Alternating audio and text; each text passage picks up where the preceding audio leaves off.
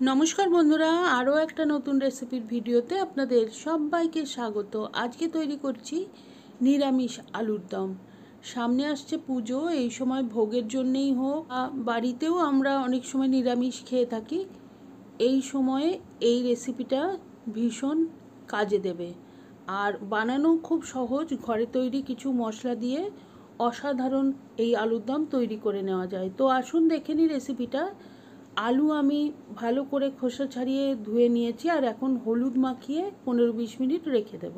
আর আমি এখানে ছোট আলু নিয়েছি বলে বেশিরভাগই গোটা আছে, একটু যেগুলো বড় ছিল সেগুলো অর্ধেক করে নিয়েছি। আর এখন একটা মশলা তৈরি করে নেব।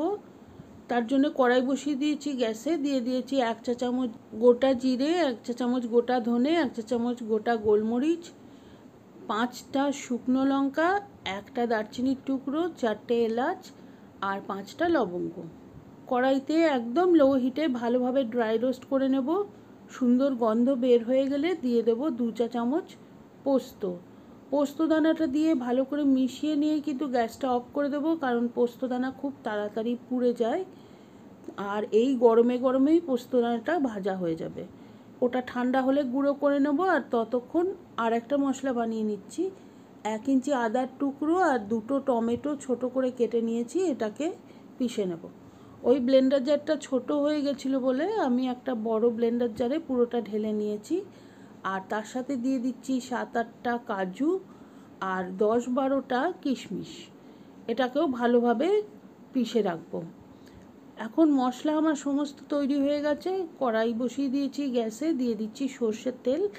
আপনারা চাইলে তেলের সাথে একটু ঘি মিক্স করতে পারেন, বা তেলটার একটু বেশিও দেওয়া যেতে পারে। আমি এখানে তেলটা কমই রাখছি, কেননা আমি একটু কম তেলেই রান্না করি।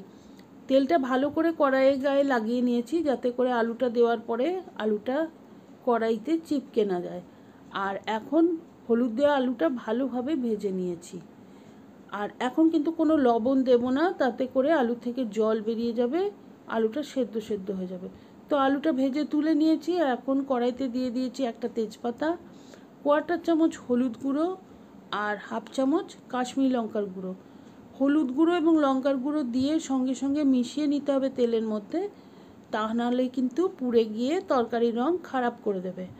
আর এটা কিন্তু তেলেই দিতে হবে, না হলে তরকারির রংটা খুব বেশি ভালো আসবে না। আর তারপরে আমি যে বাটা মশলাটা বানিয়ে রেখেছিলাম সেটা দিয়ে দিলাম, আর ভালো করে তেলের মধ্যে মিশিয়ে ভেজে নেব। যখন মশলাটা বেশ একটু ভাজা ভাজা হয়ে যাবে তখন দিয়ে দেবো আন্দাজ মতো লবণ দিয়ে আবারও ভেজে নেব। আর মশলাটা বেশ একটু তেল ছাড়ার মতো কন্ডিশনে আসবে, তখন দিয়ে দেবো ওই যে গুঁড়ো মশলাটা বানিয়ে রেখেছিলাম সেইটা। গুঁড়ো মশলাটা দিয়ে আবারও ভালো করে মিশিয়ে নিচ্ছি। আর এখন দেখুন মশলাটা একদম কড়াই থেকে ছেড়ে আসছে, তখন দিয়ে দিচ্ছি ভেজে রাখা আলুর টুকরোগুলো। আলুর টুকরো দিয়ে আবার ভালো করে মশলার সাথে মিশিয়ে 2-3 মিনিট ভেজে নেব। আজ কিন্তু থ্রু আউটই মিডিয়াম টু লোতে থাকবে। আর তারপরে দিয়ে দিচ্ছি 2 টেবিল চামচ টক দই। এই টক দইটা ফেটিয়ে রেখেছিলাম, আর এটা আঁচ একদম লো করেই দিতে হবে, নাহলে কিন্তু দইটা ফেটে যেতে পারে। আর দই দিয়ে সঙ্গে সঙ্গে ভালো করে আলুর সাথে মিশিয়ে নেব। তারপরে আমি এখন দইয়ের বাটি ধোয়া জল এবং ব্লেন্ডার জার ধোয়া জল কিছুটা দিয়ে দেবো। মোটামুটি আলু যেন প্রায় পুরোটাই ডুবে যায় সেই রকম জল দিতে হবে, সামান্য একটুখানি আলুটা উপরে জেগে থাকবে। আর দিয়ে দিচ্ছি 10-12টা কিশমিশ, 1/2 চামচের থেকেও কম চিনি। চিনিটা দিতেই হবে না যদি কিশমিশ একটু বেশি করে দিতে পারা যায়। তারপরে এখন আমি ঢাকনা দিয়ে 10 মিনিট লো হিটে এটাকে রান্না হতে দেবো। 10 মিনিট বাদে ঢাকনা খুলছি, আর কালার দেখেই বুঝতে পারছেন আমার আলুর দম কিন্তু একদমই তৈরি। দিয়ে দিচ্ছি 1/2 চামচ ঘি, আর দিয়ে দেবো কিছুটা ধনেপাতা কুচি এবং ঘিটা ভালো করে মিশিয়ে নিলেই আমার এই আলুর দম রান্না একদমই কমপ্লিট সার্ভ করার জন্য।